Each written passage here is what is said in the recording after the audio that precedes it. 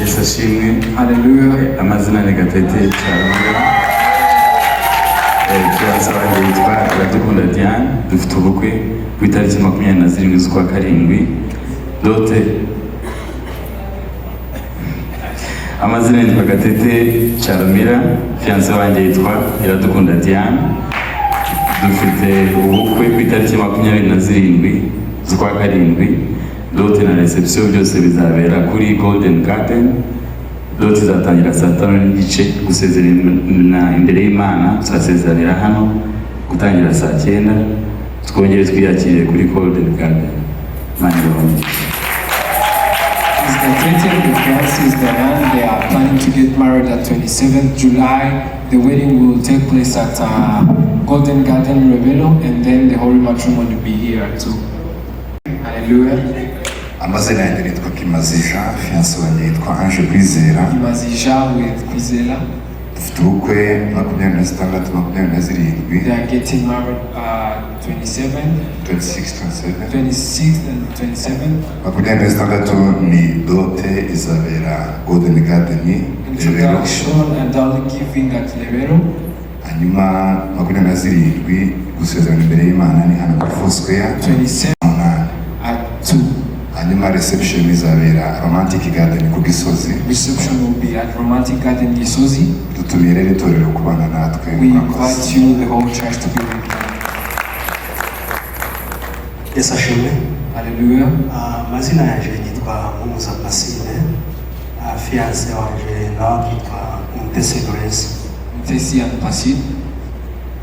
Tunejejwe no kubatumira mu bukwe bwacu. They are glad to invite you to the wedding. Buzaba tariki 19 z'ukwa karindwi. 19th July. Reception na dote bizabera Romantic Garden. Reception and the dowry giving will be at Romantic Garden. Dote izatangira saa 3 z'igitondo. 9 a.m. introduction. Hanyuma gushingirwa tuzashingirwa hano muri Foursquare saa 8. The holy matrimony will be here at Foursquare at 2. Ubwo reception ishingirwa nirirangira tuzaja Romantic Garden niyo tuzashingirwa. Reception will be back to Romantic Garden. Ubwo rero turabatumiye cyane mwese. We invite you all. God bless you. Thank you.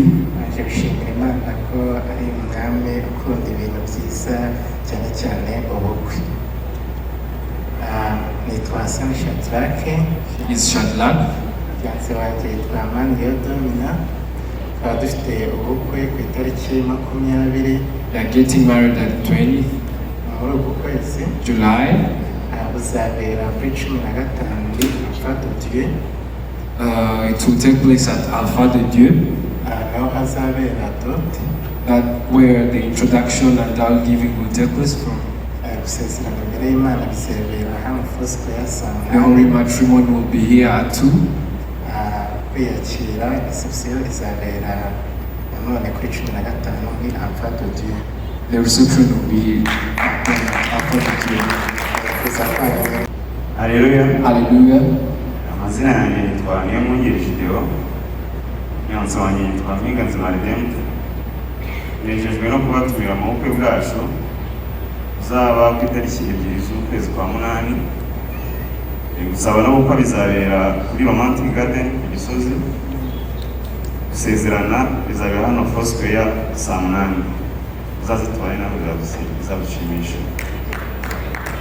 They're getting married on the 2nd of August. The wedding will take place at Romantic Garden Gisozi, right? Yes, ashimwe. Praise God. Mazina nitwa Beza Esther. Is Fizi Chris. she's Esther and Fizz. Fizi Chris. So ubukwe bwacu buzaba tariki 3 z'ukwa 8. Seremoni zose ari dot reception n'urusengero byose bizabera ahitwa Kigali Pride Garden mu Gikondo. Aratumiye mwese. The whole wedding is going to take place. Kongere twakomera amashyi. It's appreciated. Nawe Now you may take your seats mwafata ibyicaro and relax to listen to the word of God.